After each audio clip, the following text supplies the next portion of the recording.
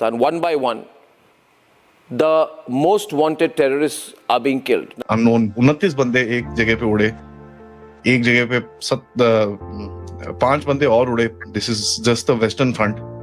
उसके बाद हमने देखा कि ईस्टर्न फ्रंट के अंदर भी मैंने जब रिपोर्ट करा कि करीब करीब 30 से 40 बंदे वहां पर भी उड़े हैं. अननोन गनमैन आए हैं अंदर, उन्होंने फायरिंग की है. इसको हम टारगेट किलिंग भी कह सकते हैं और टेररिज्म तो डेफिनेटली इसको हम ट्रीट कर रहे हैं. इसमें शाहिद साहब की और साथ हाशिम साहब थे, उनकी इंतकाल हो गया, और तीसरे जो मजलूम हैं उनके इलाज जारी है, अब्दुल अहद साहब की.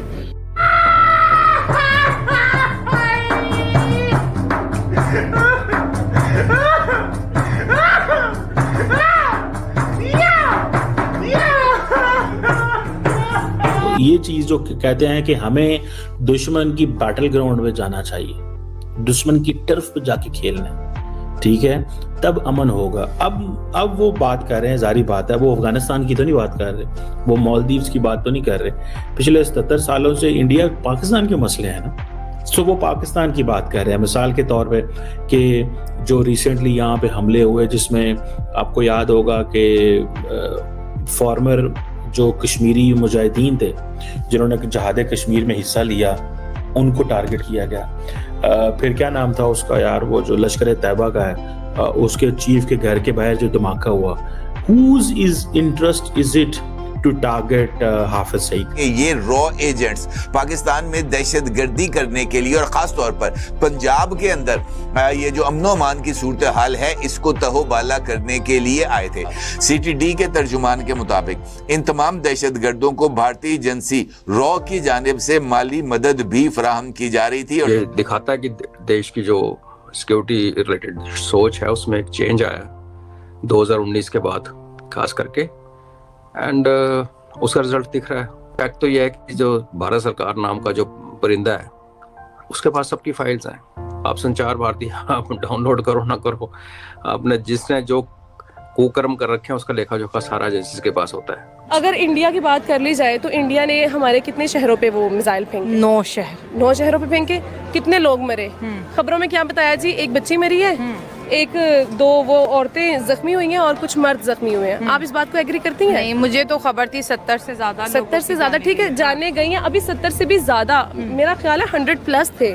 ठीक है, हमारा मीडिया क्या कर रहा है, हमारी हुकूमत क्या कर रही है, हमारे हुक्मरान क्या कर रहे हैं? इंडिया वालों ने इतना कुछ कर लिया, चलो रात के अंधेरे में, तुम लोग दिन में तो कुछ ना कुछ करो. कुछ भी नहीं कर रहे. अगर यही चीज इंडिया में हुई होती ना, उन्होंने पाकिस्तान को ब्लेम करना था, पाकिस्तान की वजह से. अभी तक अटैक कर देना था इंडिया, कर देना था ना. देखिए, ब्लेम करना था. जब पुलवामा हुआ तो उन्होंने बालाकोट एयर स्ट्राइक की, पहलगाम हुआ, पाकिस्तान के 9 सिटीज को टारगेट किया गया. दुनिया इस वक्त हैरान कौन है, हैरानगी है उनको कि हिंदुस्तान जो सेक्युलर बनता था, नेहरू का इंडिया, जो गोरा अंग्रेज था, जो काला अंग्रेज था, सेक्युलरिज्म जो उसने डिफाइन किया था, वो कैसे हो सकता है कि इधर ऐसी बात हो, मगर अब वैसे हो रहा है. ये एक दिन आना था पटेल का इंडिया, नेहरू का नहीं, पटेल का इंडिया, आरएसएस का इंडिया, जनसंघ का इंडिया, हिंदू महासभा का इंडिया, वो इंडिया अब आ गया है. इसलिए उनका एक यहाँ आदमी है, उसका नाम है मूडी, जो इस वक्त हिंदुस्तान का प्राइम मिनिस्टर है. कि इस वक्त पाकिस्तान में जिस लेवल की अनार्की और कंफ्यूजन है,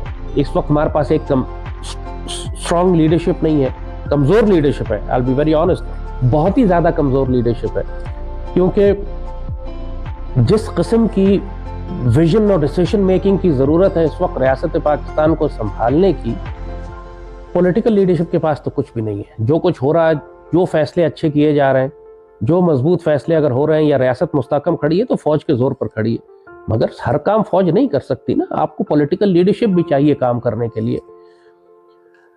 और इंडिया हमारी ये कमजोरी देख चुका है. जैसे कहा कि दुश्मन आपकी हर कमजोरी देखता है, वो आपकी माशी कमजोरी भी देखता है, वो आपकी सप्लाई चेन भी देखता है, वो ये देखता है कि आपके कौन कौन से डिफेंसेस हैं, एयरबेसेस हैं, या आपके कौन कौन से फ्रंट्स हैं जहां पे आपका डिफेंस कमजोर है, जहां से वो आ सकता है, पेनिट्रेट कर सकता है.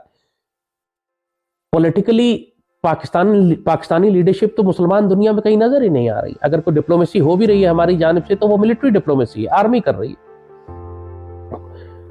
बट इंडियंस डेफिनेटली उन्होंने अपना तमाम फ्रंट्स उन्होंने अपने कवर किए हैं, यानी पॉलिटिकल भी, डिप्लोमेटिक भी, इकोनॉमिक भी, मिलिट्री भी. लो इंटेंसिटी कॉन्फ्लिक्ट भी, इंसर्जेंसीज भी, साइकोलॉजिकल ऑपरेशंस भी, इंफॉर्मेशन वॉर भी, उन्होंने हर एक्सेस कवर किया पिछले 1-1.5 साल से।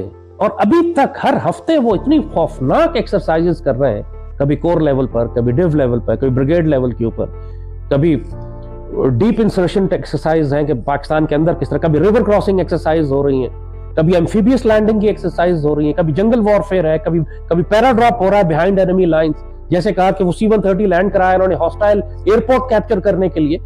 मतलब the level of exercises they are doing, ये हवा में नहीं हो रही। अरबों डॉलर तो ये सिर्फ फ्यूल और पेट्रोल और डीजल पे खर्च कर चुके हैं, अपने जहाजों और मेंटेनेंस के ऊपर खर्च कर चुके हैं पिछले 1-1.5 साल में।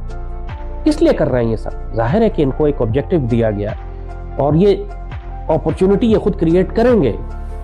जी, ये मैं बात बड़े अरसे से करता आ रहा हूँ कि हम जो है सिर्फ एक मैदान हमने क्यों चुना है, डिफेंस का मैदान, तो और जो मैदान है वो हमारी नजर में क्यों नहीं आते। मसलन हमारी अप्रोच ये होती है जी कि अगर इंडिया के पास 100 एयरक्राफ्ट हैं, फाइटर जेट्स हैं, तो हमारे पास 50 तो होने ही चाहिए। अगर उनकी फौज जो है 7 लाख है तो हमारी उनकी फौज अगर 14 लाख है तो हमारी 7 लाख तो होनी ही चाहिए। तो ये जो कंपैरिजन्स हैं ये जो हैं हमें बहुत दूर तक नहीं लेके जाएंगे। हमें दूसरे मैदानों में भी देखना चाहिए कि उनके यहाँ साइंस सब्जेक्ट्स में कितने लोग हर साल PhD करते हैं, उनके यहाँ कितनी रिसर्च हो रही है, उनके यहाँ हॉस्पिटल्स की कंडीशन क्या है।